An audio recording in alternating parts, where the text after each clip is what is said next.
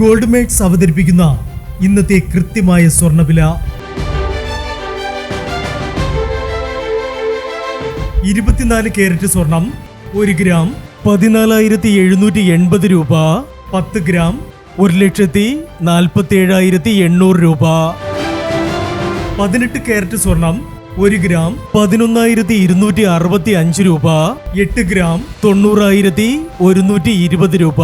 18 carrot സ്വർണം രാവിലത്തെ സ്വർണ്ണവിലയേക്കാൾ പവന് 360 രൂപ കുറഞ്ഞു.